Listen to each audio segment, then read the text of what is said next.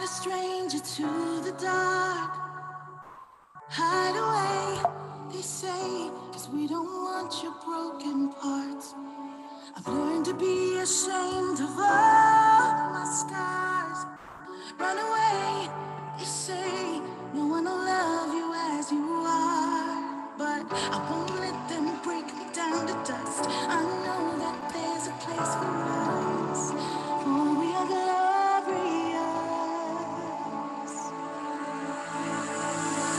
When the sharpest words wanna cut me down, I'm gonna send the blood, gonna drown them out. I am brave, I am bruised, I am who I'm meant to be. This is me. Look out, 'cause here I come. And I'm marching on to the beat I drum. I'm not scared to be seen. I make no apologies. This is me.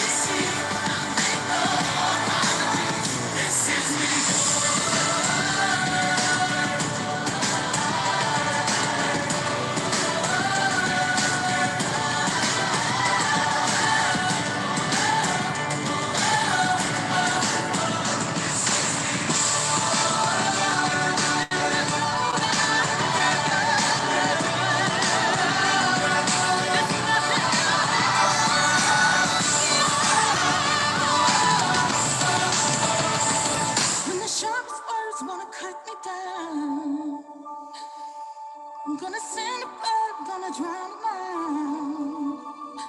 This is brave, this is bruised, this is who I'm meant to be.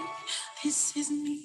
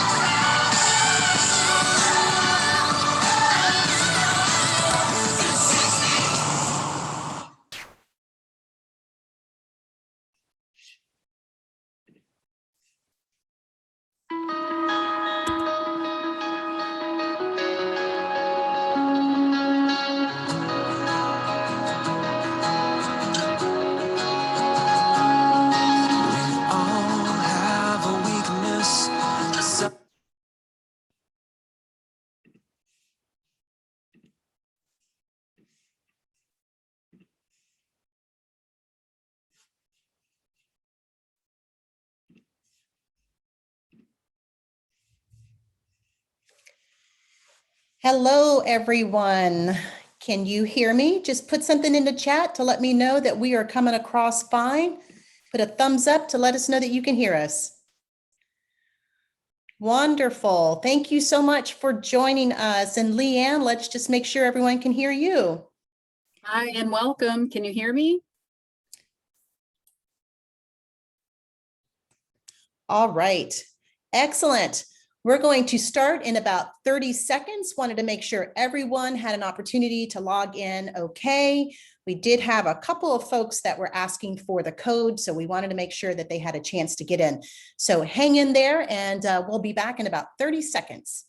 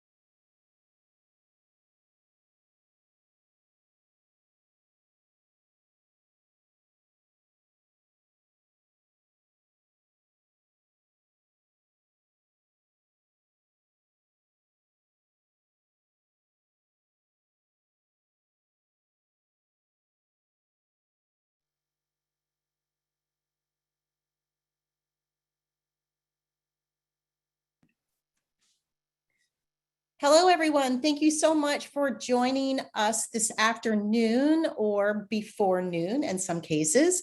Thank you again. Leann Thrapp and I are so excited that you have dedicated your afternoon. We're all so very busy, but you found time to join us this afternoon. Please, if you have not already, let us know in the chat who you are, what city you are connecting from, and what sector you're representing so that we can get a little bit of some information about you. So it looks like we have Iowa, we have Jacksonville, we have Philadelphia, we have some West Coast, and who else? We've got Iowa again, we've got St. Petersburg. Well, not St. Petersburg, but we have Dallas, we have another Jacksonville, the Catholic Diocese of St. Petersburg. That's what we're looking at. What else do we have? We have Ocala. Shout out to Ocala. Looks like we have some really good representation from all across the country. So again, thank you so much. Get used to the chat room. We will be using that extensively today to really engage you and to just kind of get some feedback from you. So Leann and I are really looking forward to this engagement. So let's go ahead and get started. So a little bit about me. I'm Dawn Emerick. Gosh, I've been doing this work for over 25 years, and I've crafted my leadership skills in both nonprofit, government, for-profit industries, local government, and I've done it in Florida and Minnesota, Washington, Oregon, and a little bit in Texas. And having that depth of or breadth of experience all across the country, you definitely see the differences, but you also see some of the common systemic issues that we're all really trying to navigate through.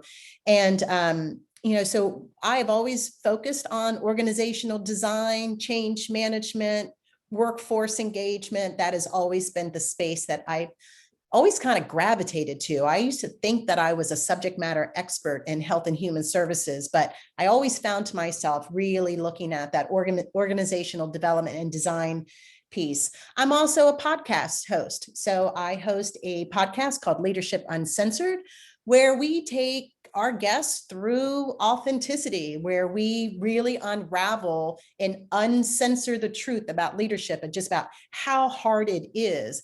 It is not a glamorous job. It's tough. It's isolating. And for those emerging leaders or even experienced leaders that are on the rise, you know, my podcast really tries to set a tone that gives you somewhat of the real truth and some authenticity. So anyway, just a little bit about me. I'm going to ask Leann to introduce herself and we'll get going. Hi, thank you, Dawn. Leann Thrapp here. I've been a nurse, believe it or not, for over 30 years, 15 of those years being at the beginning of life in hospice care and high-risk obstetrics and labor and delivery, and the last 15 plus years in end of life with hospice care. And I'm thrilled to be here today. My current position in Des Moines, Iowa is Vice President of Clinical Services at Every Step. And I'm responsible for home care, hospice, palliative care, and grief and loss support. In my free time, I'm a board member and leader at Opus Peace, and I love the work that I provide and the education that I provide to the community from Opus Peace. And you'll get a little taste of that today. So thank you, Dawn. Oh, you're so welcome. And I am just thrilled to, let you all know that this is just an incredible partnership that my consulting organization and Opus Peace is forming. And, I bring the expertise of change management, and Leann and her team bring in a lot of the trauma and soul injury component. And it just makes for such a powerful 1-2 punch in this space. So we're just happy that you have joined us. So let's talk a little bit about the expectations for today. So the webinar, if you are here, obviously you have an interest either for yourself or for your organization or for your workforce. So this webinar is for current leaders, emerging leaders, middle management, and frontline staff. Pretty much takes all of the organization components to it. At the end of this webinar, what we really want you to better understand are the foundations of adult learning. Some of you may already know that, but I want to introduce another theory that perhaps you're not aware of, and that's called schema theory. Soul injury and change management, the components and the intersection of that, the 4 critical stages of trauma-informed change, how to identify, understand, and mitigate risks, resistance, and barriers associated with change initiatives, how to identify, navigate, and manage disclosed and undisclosed trauma and restorative strategies throughout the change cycle. And then we certainly have a call to action at the end. The process in which this webinar is going to occur is that we're going to have 3 chat questions. Normally we do this in polling, but we didn't want to do polling today. We're going to just take those questions and we're going to ask you to respond in the chat section. You have both a Q&A and a chat section. We are not going to be using any of the Q&A for today. Certainly, if you have an emergency, go ahead and put it in there like you did earlier. But all of our interaction and our engagement is going to be through the chat box. You're going to have 3 chat questions that we would really love for you to engage in. We're also going to do something a little different. Normally in webinars, we wait to the end of the webinar to try to answer all of your questions. We're going to do a little different.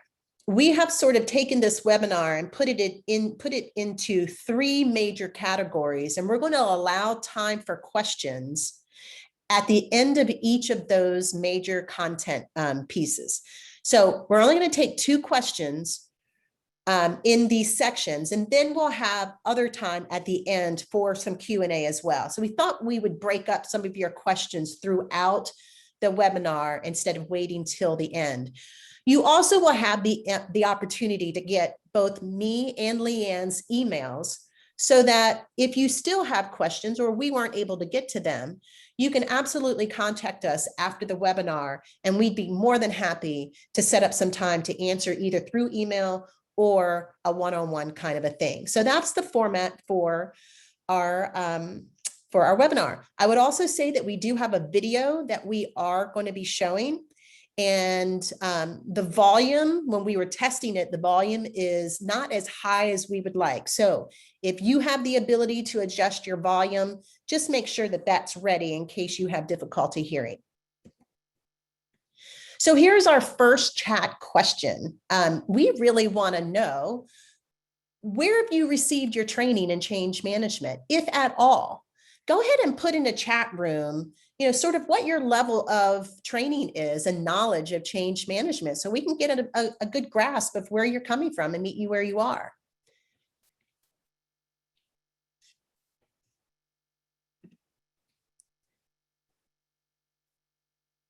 All right, please define change management. This is the process in which you take a current state and move an organization to a future state with very specific practices of engaging your staff. So if you've done that, or if you've had training in that way, please let us know. All right, on the streets, that's funny. Great, corporate America, no training except for one conference. Okay, I'm seeing a theme here. Leann, you're seeing a theme. All right, no official training. Okay, great. Well, this is just amazing that you are going to be here, because I think what we're going to give you is we're going to like feed your appetite. And once you kind of get this teaser from this webinar, you're going to really want more. So thank you for all of that interaction there. That really helps us. So here are the sort of the three chunks, you know, the three content areas that we're really going to focus on. We're going to talk about trauma and change management. At the end of these slides, you're going to have an opportunity to ask some questions. Then we're going to talk about how to assess the readiness, the barriers to change, and managing the right now with your staff. Finally, we're going to talk about reinforcing change and organizational healing. The one thing that I really want to make sure that we are all aware of is clearly we have had just an amazing 15, 16, 17 months in this country, whether it's from the pandemic, of course, but we've also had the racial and social injustices that have occurred in our communities, where people of color have been traumatized in ways that are just unimaginable. We've had the economy, where folks have lost their jobs or they've been furloughed, still having difficulty finding jobs. And then moms, you know, families who have had difficulty with childcare and school. We're not even talking about just regular life stuff, perhaps divorces. You know, we've had deaths that have occurred as a result of the pandemic, or even the racial and social injustices. There's just been a tremendous amount of trauma in our personal lives that typically have never been discussed. These are not things that are discussed in the workplace. In fact, they're sort of somewhat, in some organizations, they're kind of taboo. It's personal. That doesn't belong in the workplace. I've heard people say, look, you leave that at the door when you come into your workplace. And so what we're saying is that times have changed. That is not the case any longer. And we're hoping, Leann and I and me and Opus Peace and so many other stakeholders are really leaning in on this and saying, no, we need a paradigm shift, that this is not the normal. We don't want to go back to the normal. We want to use this as an opportunity to really start healing our workforce and start working on ourselves. And that's the important piece of this particular lecture. We're not here to give you just the tips and the tools for you to work with your workforce or the people that you serve. That's the difference. This is really a webinar to start thinking about how you're going to work with yourself. And first, the other thing I want you to think about is that when we think about trauma-informed, that has been around for a long time. Trauma-informed care is not new. I think many of you know that. It's not a new thing. What Leann and I are going to be proposing to you, this isn't trauma-informed care. This is trauma-informed leadership and change management, a very, very different approach. And you'll understand at the end of this why it's different and how it's different. What you'll also realize is that there are many, many different types of change management models. There's influencer methodology, there's lean process improvement, there's ADKAR, which you'll hear a little bit about today. There's Kubler-Ross, there's Cotter. I mean, some of these theories and some of these frameworks are way out there. What we're going to share with you is our combined framework and a framework that I have used where I've created my own model, but I've also chosen and kind of cherry picked from some other models as well. So that just kind of gives you an understanding of what to expect in the next kind of slides. So what is trauma-informed change management look like? In the health and human services area, and then in the healthcare area, you know, one of the terms and topics that have been mainstreamed is this social determinants of health. Well, what I have kind of come up with is this social and environmental determinants of organizational change, that it's not just the workplace anymore, that we are all humans and we all have lives outside of work. And there are things that are occurring in our lives that we are naturally bringing into the workspace right now. It's the racism and discrimination, it's loss of personal health, the pandemic, natural disasters, bullying, neglect, the war, insomnia, death of a loved one, all of these things we all experience as humans. And you can't shut that off when you put your time clock in. You can't shut that off when you pull into your parking garage. It comes with you. And so we all need to think about what that organizational culture looks like and how it is really helping us be our best selves and not our worst selves. So there are steps that we can take here. So what are the steps to trauma informed?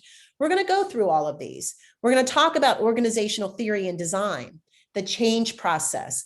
Leann is going to take you through a journey to help you come to peace with some of those unavoidable changes. Then we're going to look at how to prepare for that change. You've got to do the work up front. You can't just launch a change management program without doing the prerequisites first. We're going to show you how to do some assessment of the organization, and then look at a concept about appointing change ambassadors.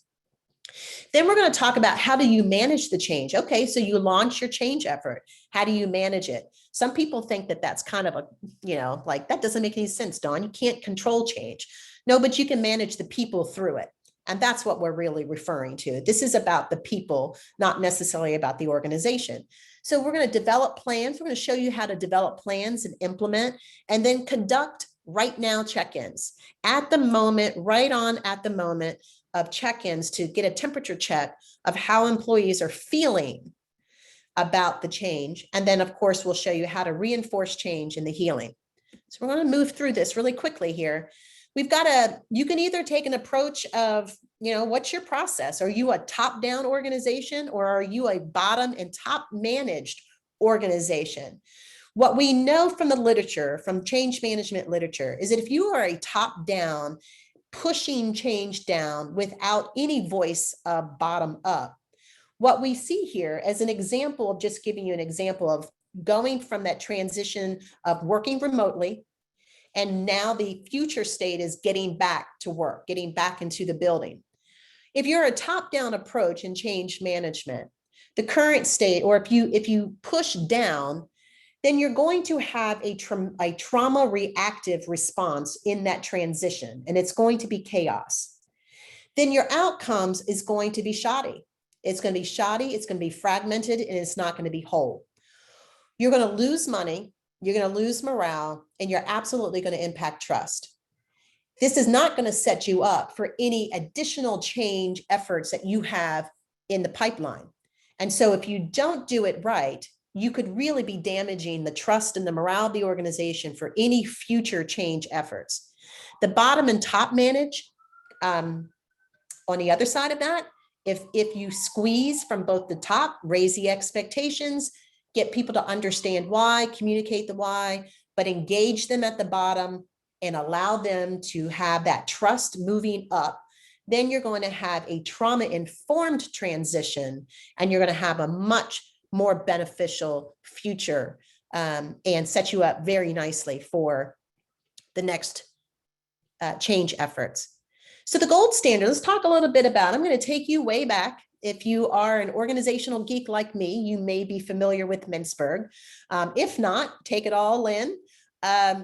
In traditional settings, now some nonprofits and some organizations tend to be a little bit more flat, but in traditional settings, this is really the gold standard of organizational design.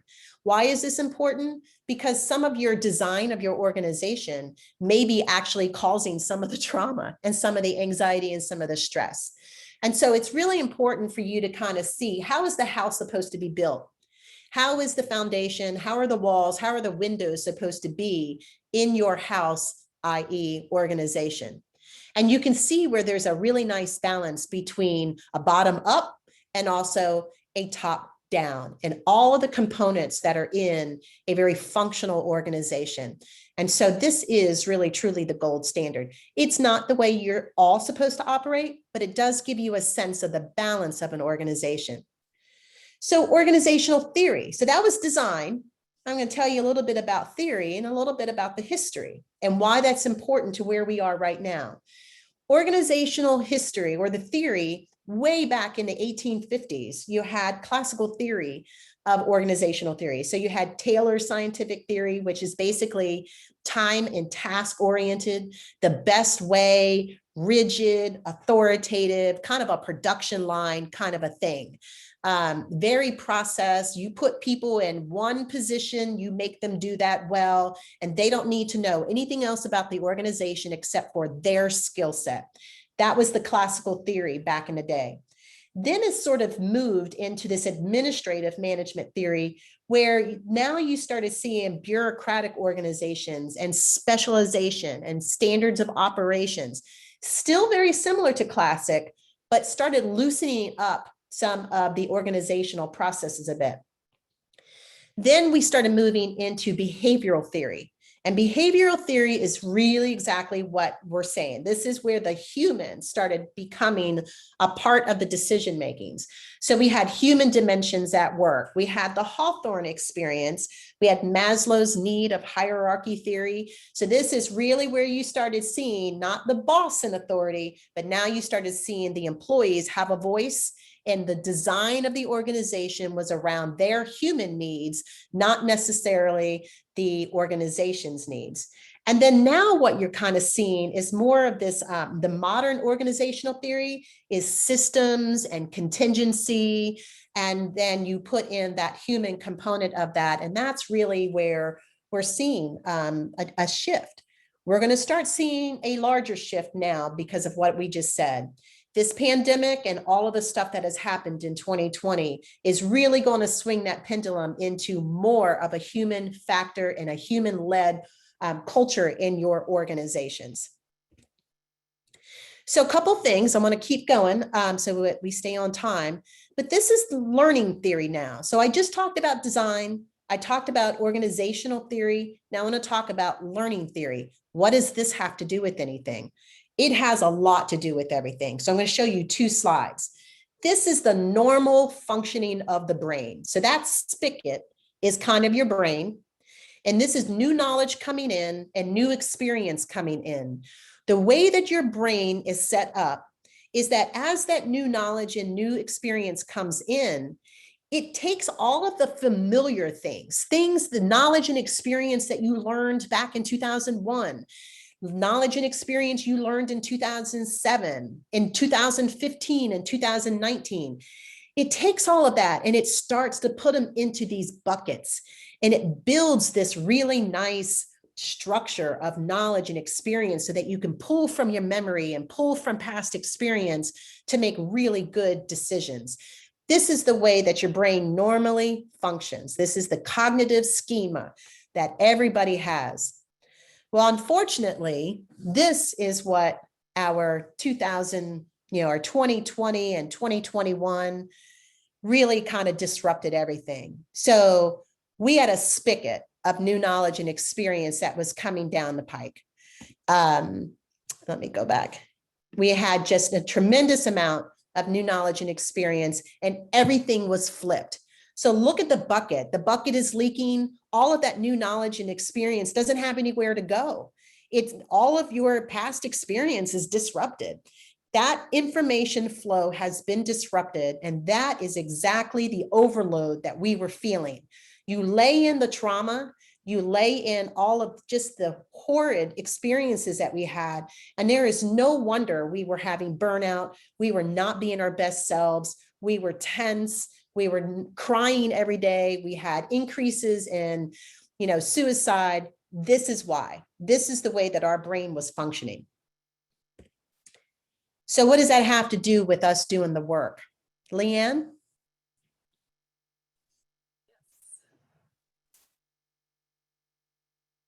Can you hear me? Yep, I can hear you. Got it. Thank you. So now that we've reviewed organizational theory and learning theory, we're going to shift and transition into some how-tos. So first, I want to give you a little technique that you can use as we go through my part of the presentation. If you start to feel a little bit triggered, or you see or hear something in the montage that makes you want to kind of jump out of your skin a little bit, what we do at Opus Peace, we call it the anchoring heart technique. So we're going to do it together. So if you can put your feet on the floor and your hand over hand, cross your hands and place them firmly but tenderly over your heart. That's step one. And this is the practice to practice a little bit of self-compassion if you start to feel your heartbeat a little bit faster than you want it to. The second step then is to inhale slowly and deeply, focusing on the strength of your heartbeat.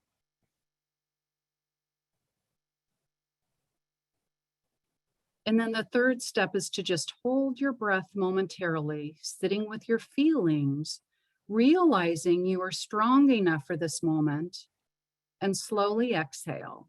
And you can repeat that as you need to.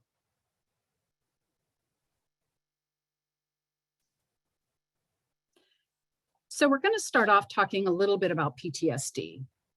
Trauma and chronic distress stimulates a certain part of the brain called the amygdala. The amygdala's job is to keep you safe, to keep you away from danger. That's why it's also called the fear-based brain. Research now reports that the post-trauma brain is very different than the pre-trauma brain because an overactive amygdala alters our attention, our perception, and memory. Not only that, but chronic stress causes similar changes in the amygdala. Recovery measures that focus on resetting the fear-based brain to respond appropriately to danger and to recover its capacity to experience safety and relaxation have been found to be the most effective. In our training, we discuss factors influencing the development of acute and chronic PTSD, the role of helplessness to fight or flight, that anchoring heart technique that I just taught you, influence of helplessness, and the impact of post-traumatic stress disorder on others, and secondary traumatic stress disorder. Soul injury is a wound that separates a person from their own sense of self. These wounds might occur after trauma if the person loses touch with who they really are.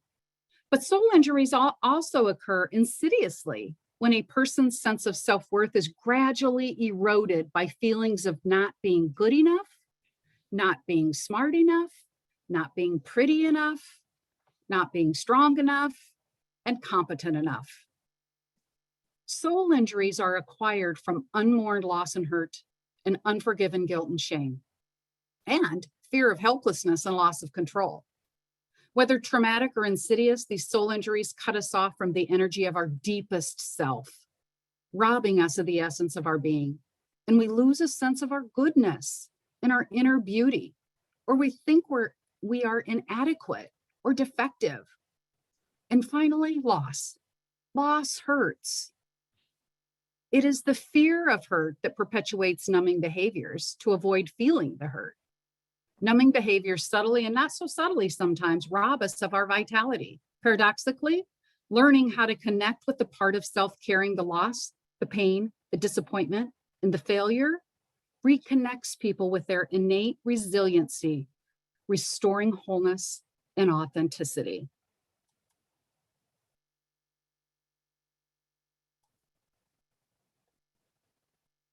In a busy workplace, everyone wants something from you, and new changes are thrust on us almost every darn day. And you can seldom get downtime. Is it any wonder why you may feel frustrated? What we often fail to consider is this. It hurts when you can't do your job the way you know you need to and want to. And if there is no safe place, no safe, supportive environment, where does that hurt go? I mean, seriously, where does that pain go? Research now tells us that it doesn't take much for those past hurts to be triggered. And that stress gets stored in the body memory. So those past hurts can be triggered into anger, apathy, and anxiety.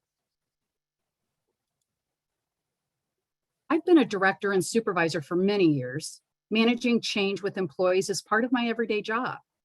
Let me tell you how I used to do it. Here's the change that's coming. Here's why we need to make the change. Be a team player and deal with it. Be more resilient, and we'll get through this together. Does this strategy work? You know it doesn't.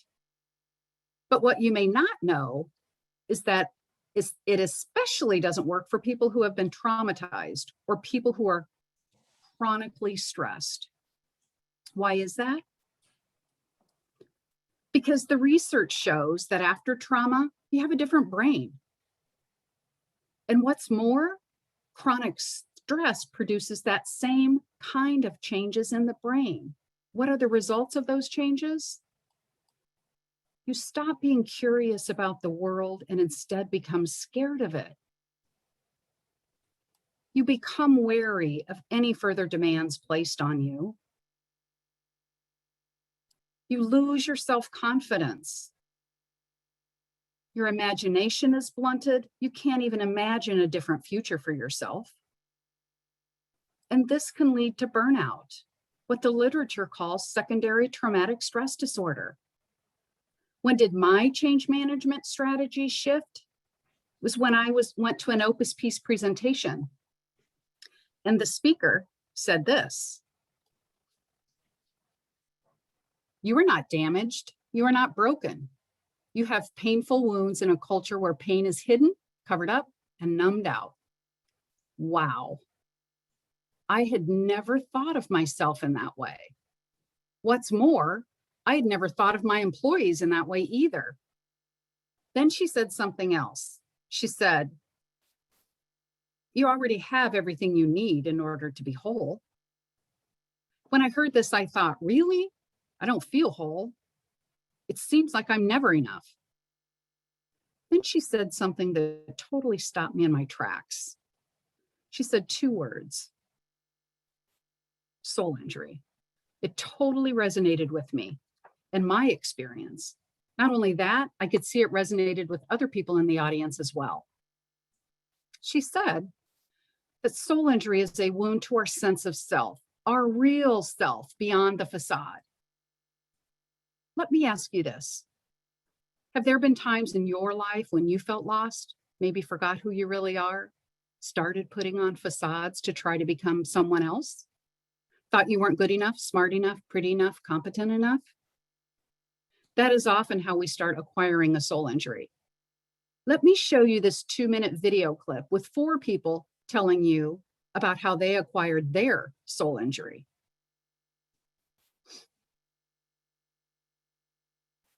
As I was experiencing Vietnam and working in the OR and being a medic, I realized after the fact that I was constantly filling myself with pain and sorrow. And I feel as though part of the reason why my soul left me is because there wasn't any room. I was full of sorrow. I had a soul injury. So I remember when I was 7 years old thinking that I wish that I could have saved my grandparents from their horrible death so that my parents would not be in such pain. Of course, this was an irrational guilt because I wasn't even born when my grandparents were killed. And yet I felt this helplessness with respect to my parents' pain and the generational soul injury that incurred in in my family was passed on from one generation to another onto me, and hopefully not onto the next generation. I attended a pretty well-known Christian university. And one of the fundraisers was to have people, this particular club, social club, painted themselves black, charcoal, and had a slave auction in front of the cafeteria. And just the nauseating feeling that came from that in 1968, I know the civil rights movement was still in its throes, but that in a Christian community that was tolerated. And throughout my career since that time, what could have been so debilitating and self-destructive, even though I felt the trauma, it has given me a new approach to helping people who have been wounded or who have suffered soul injury through racism, marginalization, bigotry, and prejudice. So I want to tell you about soul injury from the perspective of being a nurse for 38 years. The language, the principles of soul injury actually named for me something that I've been aware of for many years. And that's this incredible burden or sense of perfectionism. As I So you can see how soul injury is a wound that stifles full potential because it separates us from who we are meant to be. What if everything you need in order to become who you are meant to be is already inside you? And that it's a matter of clearing the barriers that keep you from accessing that wholeness. Think of it like this. Think about a home with beautiful works of art, rooms of comfort and security, where people can find peace. Now think about this same house getting crammed full of clutter, daily newspapers never thrown out, dirty laundry heaps and piled everywhere, dirty dishes piled up in the kitchen, garbage disposal doesn't work. Every room has junk. In fact, there's just a narrow path to make your way through the rooms. Where's the beauty here? If you hang more beautiful artwork, will it bring peace, security, and a sense of wholeness to the house? It's the same for us. Trying to be more resilient, think more positive, be stronger, often only works for a little while and can actually cause us to fear those places inside ourselves that are not strong, that are not positive, and that are not pretty.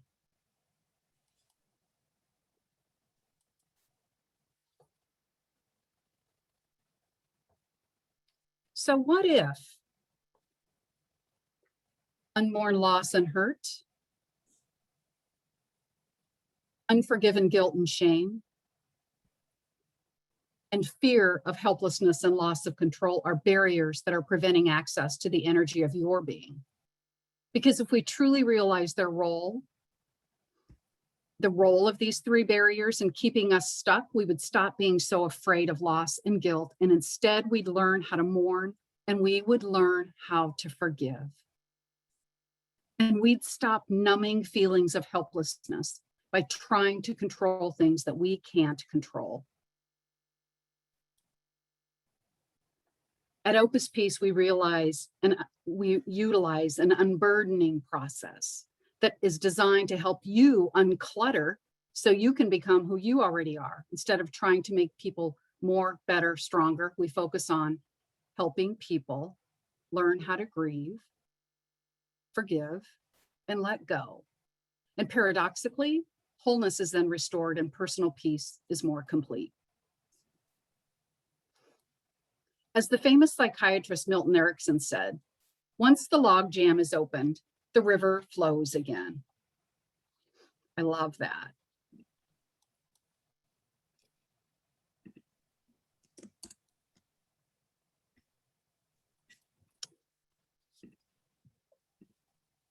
Dawn, it's not letting me advance.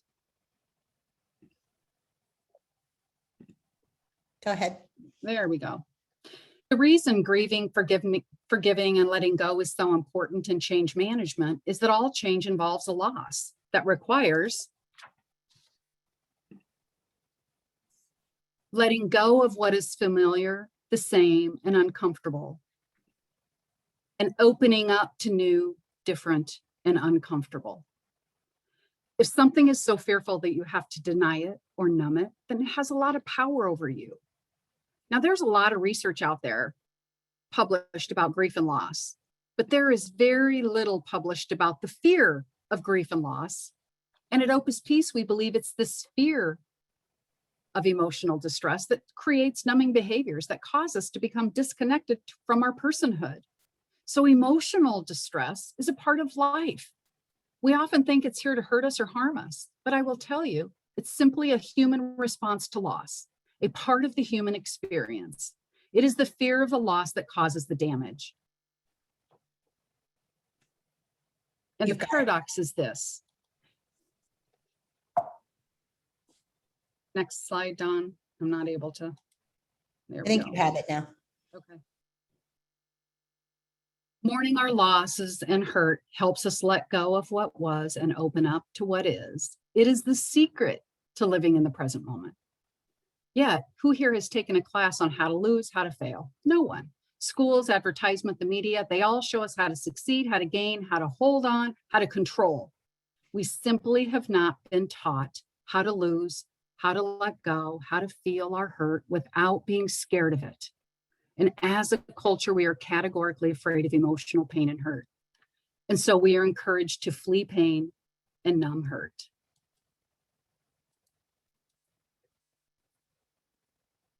As an executive leader, my management practice has changed when I applied what I learned at Opus Peace. And it started with the realization that if you don't acknowledge your employees' distress, they won't learn how to release it. Past hurts are going to become buttons that get pushed just like this. They're going to blame others and you for pushing their button. And as a result, they feel helpless. What I had been overlooking was the fundamental premise that acknowledging and releasing distress are vastly different than pretending that change doesn't hurt. And at Opus Peace, we contend that a heart that is not afraid of emotional distress is a light to the world. I love this graphic. When you first look at it, it looks like there is one puzzle piece out of place. And if you just put it back in the right place, then the heart would be fluffy and tidy again. But it's not about putting the piece in.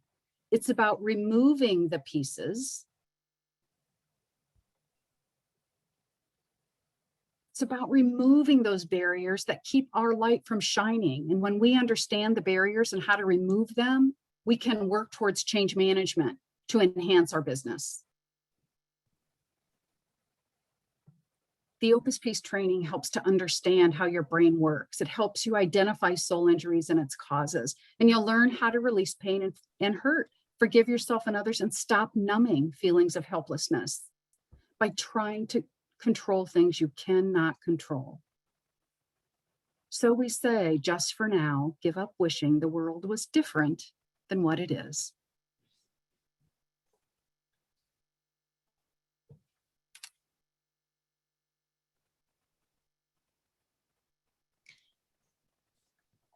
Now we're going to take, oh, go ahead, Leann. Just going to say, post some questions in the chat box if you have any questions for us. And if not, we can go on and you can post your questions and we can answer a couple extra at the end, hopefully. I don't see any coming through.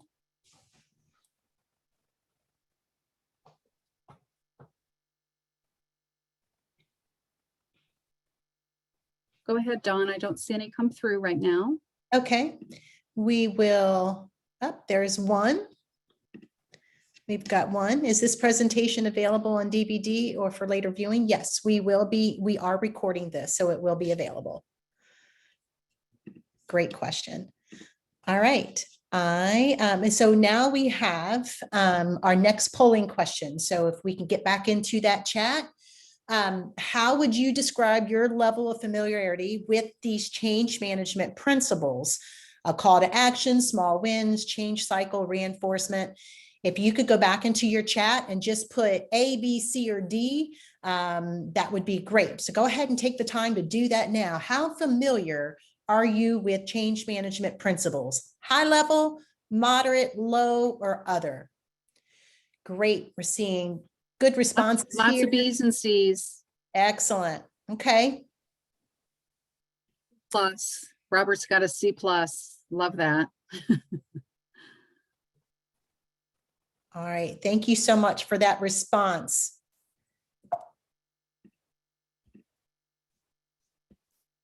So now we're going to move into assessing. We're going to pick up the pace a little bit.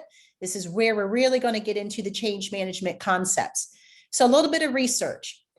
So when you are looking to implement any of your change efforts in the organization, the research shows that the greatest or the biggest, the phase that you're going to create or see the biggest barriers is in the implementation.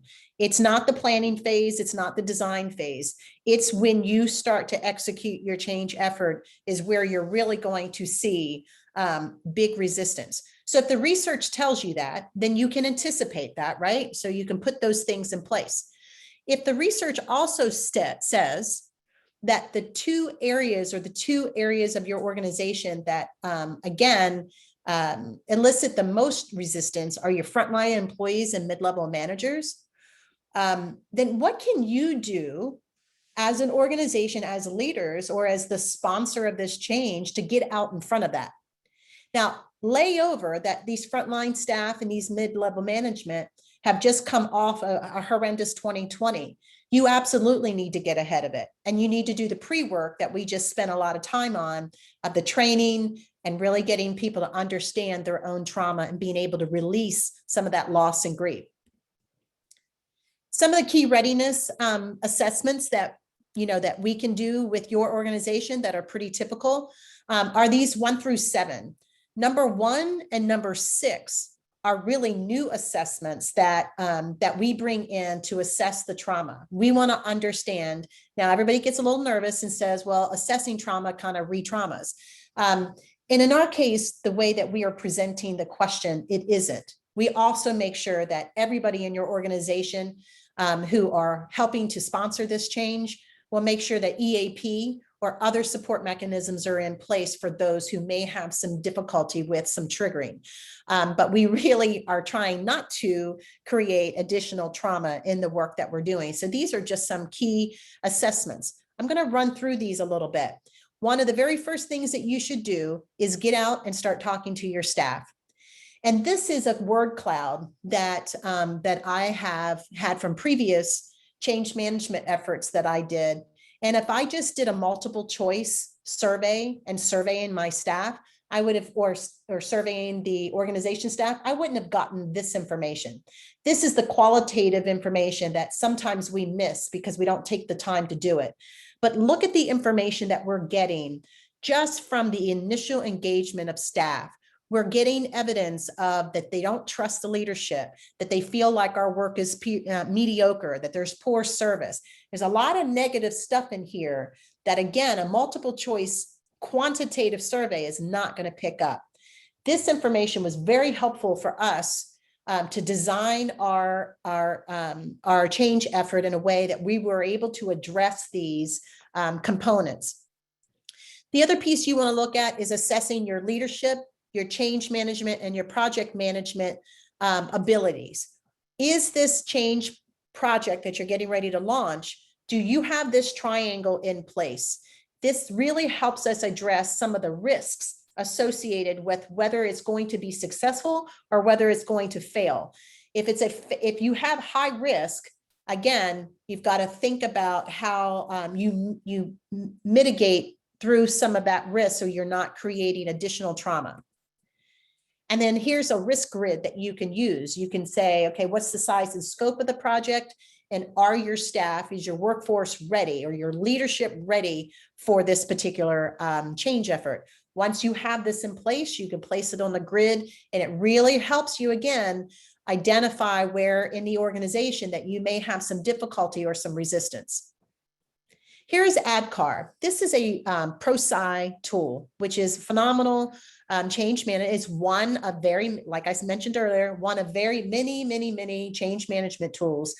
But the Proside model basically helps you take the organization and its people through these steps of raising the awareness of the why we need to make this change. Do they have the desire to make the change? Are they knowledgeable? Do they have the information that they need to make the change?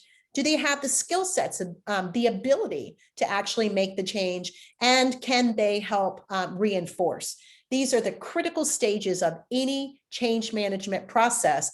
And the people of your organization will get stuck. You may have folks that are completely bought in from the very beginning. You know, they're ready to go. They're ready to help reinforce. You may have folks that get stuck in the awareness and completely don't understand why we have to move back to the office when everything is just going simply grand at home. Like, why do we need to do it? And if they get stuck there, they can't progress through these steps of ADKAR. And so that's going to be part of, you know, this feeling of resistance that you're going to get. But understand the trauma piece to this. Perhaps there's a reason, there's something that happened within their personal life that's causing them to not want to advance from that awareness stage. So we map it. We map and we take that information and we ask the staff, where are you on this continuum? That gray area is what's called the barrier point. If they say, you know what, I really don't have the knowledge that I need to get moving on to the next phase of ADKAR, I'm going to get stuck there. Well, that's what's called the barrier point. That's that red line. And that is where the organization needs to engage the staff to really give them the things that they need to help them move to the next phase of ability and reinforcement. You're going to have your people of the organization are going to be at completely different timelines. And that's why the engagement and the pre-work was so incredibly important before you launch.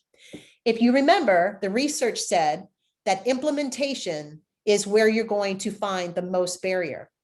This step here helps you get all of the information and weed out some of the risks and some of the resistance before you actually fully launch.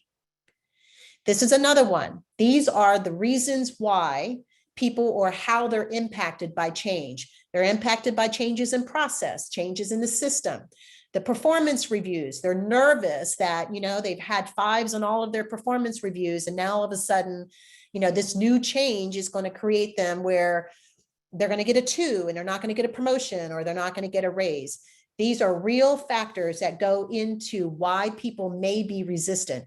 Those critical things at the bottom, mindset, attitudes, beliefs, and critical behaviors are absolutely critical. And it lends to everything that we've just been talking about. So then we want to ask, well, is your organization trauma informed? And so many organizations in the health and human services will say, yeah, we're trauma informed. Yeah, we've been through that training. We do it. But then when we ask the staff whether the organization is trauma informed, it's a completely different story, as you can see as an example of this one. So some staff may say, yes, they provide safety.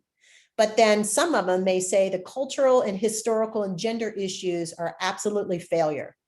So there's a disconnect between what leadership and maybe the board of directors will say, yes, we're trauma informed, but staff, if you ask staff, they may have a completely different perception and feel that perhaps it's not safe for them to disclose some of that grief and pain they're going through.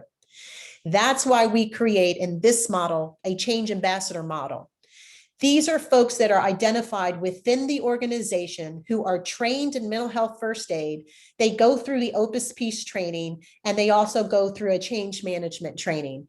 These are critical staff and allies within the organization. These are not supervisors, by the way, and these are staff that are not appointed by supervisors. They are identified by their peers. The peers trust them. They believe in them, and they will follow them. So these folks are the ones that are helping them with the assessment response. If you've got an employee that's stuck in the knowledge component of ADKAR, this is an employee, this change ambassador is going to work with that person through engagement, through influential motivational interviewing, and really helping them get through those ADKAR steps in a very trauma-informed way. These are some of the things that they're going to ask. They're going to identify what are some of those barriers. What's the anxiety? Is it apprehension, tension, nervousness, worry, fight or flight, frozen? Once the change ambassadors identify that, then they're going to assess, well, how ready are you on a scale of 1 to 3? How ready are you to address some of these emotions that you're feeling about the change? So this is an ADKAR barrier point, like we mentioned before, and this is just really kind of overlaying what that change ambassador will be able to do. If this particular employee has anxiety, right, there's the emoji, but they're not ready to change, then that change ambassador is really going to have to work with them to try to get them from that knowledge to the ability and take as long as they need to get there. So we're going to keep on going, the reinforcing change. If you have any, we have a lot of questions, I think. If you have any questions before we move forward, we only have a few more slides to go before we get to the end. Let's see if you have any other questions. Dawn, there's a question here. How would I engage my staff using the information presented? Yeah, so the phases would be that Opus Peace and myself and my firm would come in and do a two-day prerequisite training where we would talk about all of this change management. Think about how you answered earlier. You said that many people said that they weren't really quite familiar with change. Well, wouldn't it kind of be great if you could get that training ahead of time so that you can know what to expect? Like if you understand the steps of change management, you might be able to embrace or adopt it a little better. And then we would do the Opus Peace training as well. We would do that in 2 days. Then we would also then work with you to identify who those change ambassadors are. Those change ambassadors would also need to be trained in the same content. Once we're there, we would set up a communications plan and we would start rolling it out with a very, very nice game plan. This is something that certainly Leann and I can talk in a little bit more extensive offline. So whoever answered that question, Shauna, if you want to email us afterwards, we can certainly set up some time to talk with you a little bit more in detail. And that goes for everyone, if anybody wants a little bit more detail. Great question. All right, let's go ahead and move forward. And we have one last chat that I'd like for you, that Leann and I would like for you to put in the chat box. Do you agree with the following statement? In my work, we have trauma-informed strategies for supporting staff in the change process. I am not referring to whether you are delivering trauma-informed services to families. I'm asking about your organization. Does your organization have support things for you internally in the organization? Please go ahead and complete the chat. Yes, no, I'm not sure.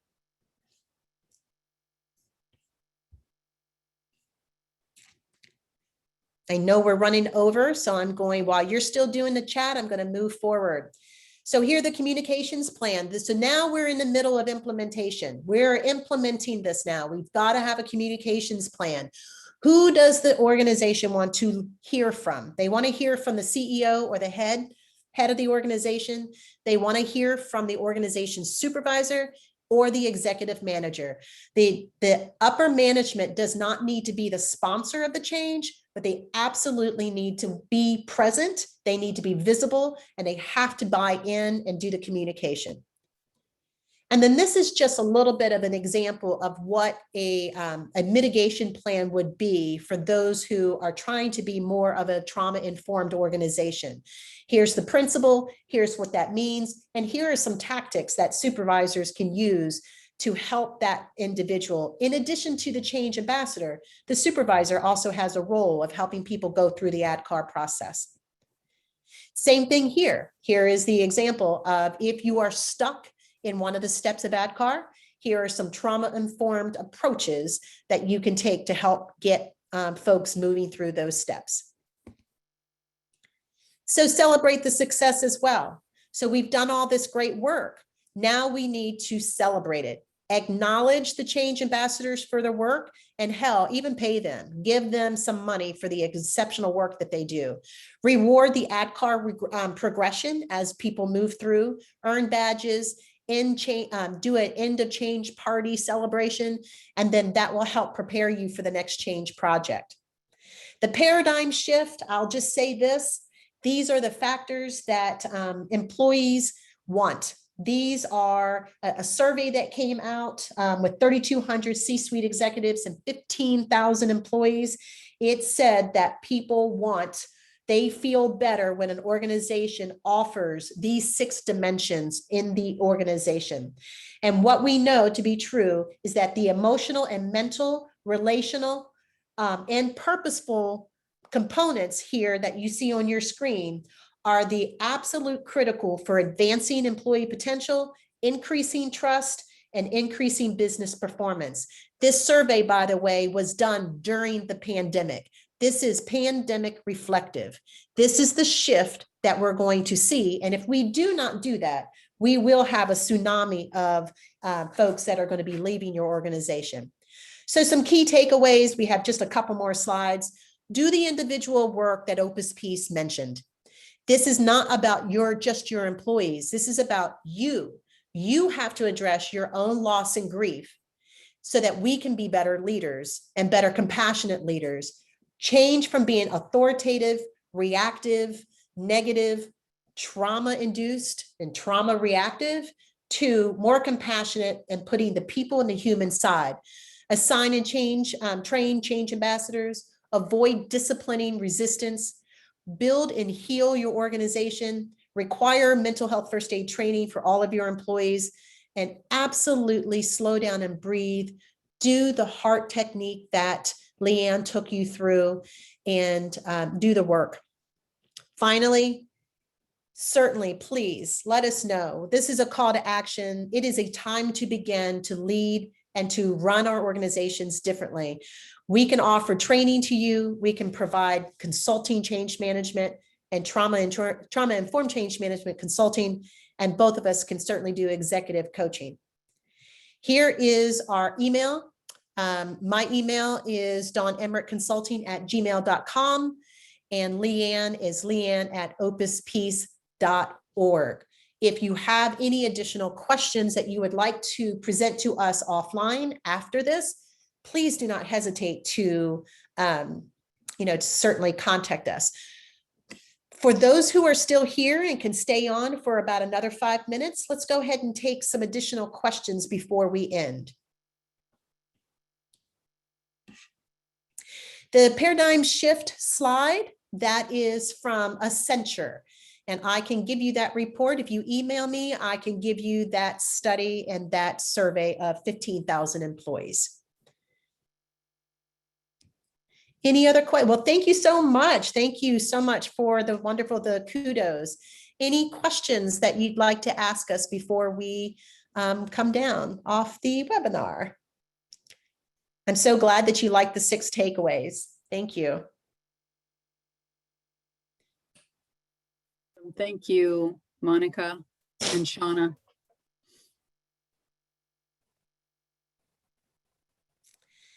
And Shauna, you asked if we could give an example. Give an example of what? Oh, okay. Of wording you use that doesn't trigger. Oh my goodness. If I had a dictionary for you, or that's a great idea that perhaps we can do that. That's a great question. I think it's really a matter of when we're engaging staff, it's not about, it's reframing the way that we approach folks and say, it's not what you did wrong. It's what happened to you. What perhaps are you feeling that is creating such of your anxiety and stress? You see, it's a little different of an approach. It's not a discipline or a punitive approach of why are you being so resistant? It's what has happened, what is occurring that is making you anxious, right? So it's really about kind of reframing that, not as a punitive, but more of a way of understanding.